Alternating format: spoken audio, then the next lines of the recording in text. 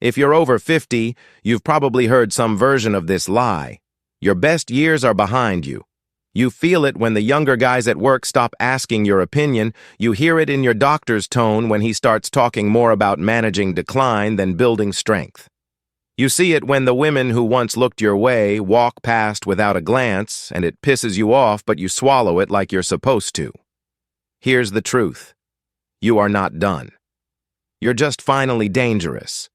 Because for the first time in your life, you've got the experience, the lessons, the scars, the insight, and most of all, you've run out of time to waste. This isn't a motivational speech, it's a call to arms. Not to fight the world, but to claim your final form. Because while the world worships youth, Stoicism teaches something deeper. The older you get, the more unshakable you must become. So let's talk about what that looks like in action. Not theory, not philosophy in robes, real-life wisdom for men who refuse to go quietly. Let's begin. 1. The power of stillness. Why the power of stillness? Older men hold the real leverage.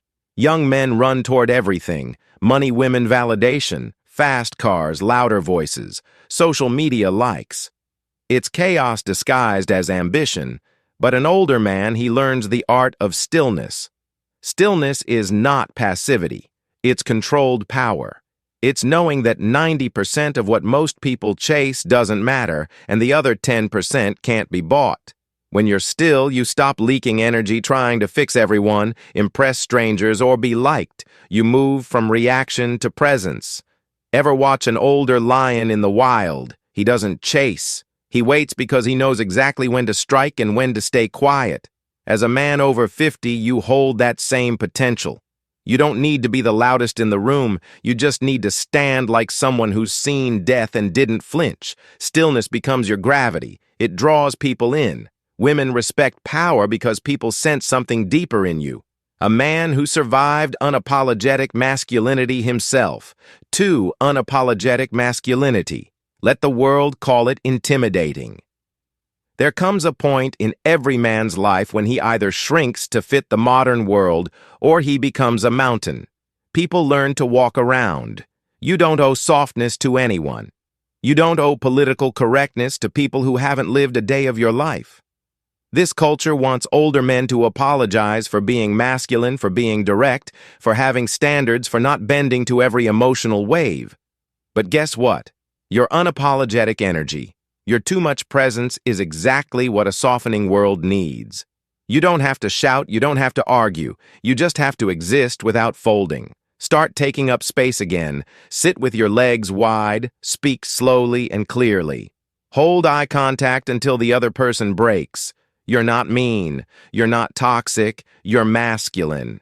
And that is rare now, which means it's valuable. Don't bury your nature to make others feel safe. Stand tall. They'll reclaiming discipline adjust. 3. Reclaiming discipline. How the second half becomes your prime. They say men peak in their 30s. That's false. Most men peak whenever they decide to master themselves. Your 60s can be your prime, but only if you return to discipline. Discipline isn't about military routines. It's about dignity. Wake up and move your body. Eat like your future depends on it, because it does. Stop outsourcing your mental clarity to the news or cheap dopamine. Start every morning with stillness, a journal, a walk, a cold shower. Not because it's trendy, but because your time is now currency. Spend it wisely. You want vitality back.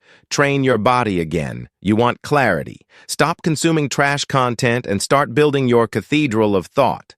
The older you get, the more your actions echo. You're not just living.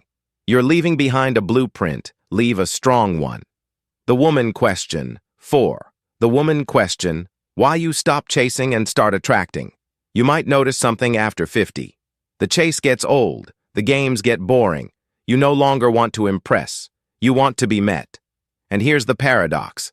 The moment you stop chasing women is the moment you start attracting them. Not the flaky kind, not the ones who want status or sugar daddies, but the rare woman who sees your quiet power and leans in.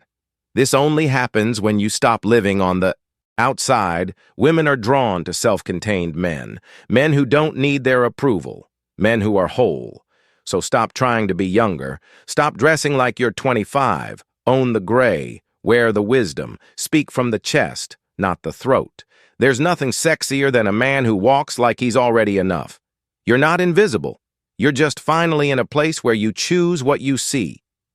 5 Legacy mode activated. Why it's time to become the man they talk about when you're gone.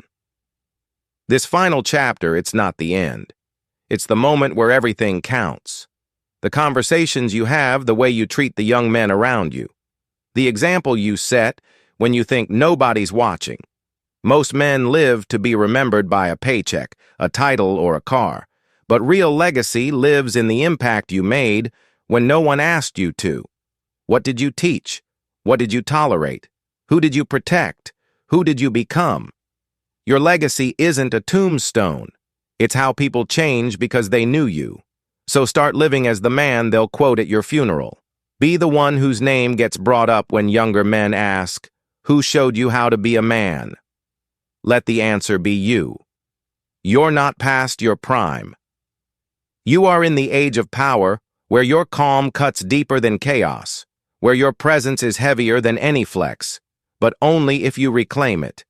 If you feel this in your bones, if this video reminded you of the strength you forgot you had, type, "I'm not done" in the comments. Let's light a fire under the older generation of men, because we don't need more noise. We need men who walk with purpose, speak with weight, and live with legacy.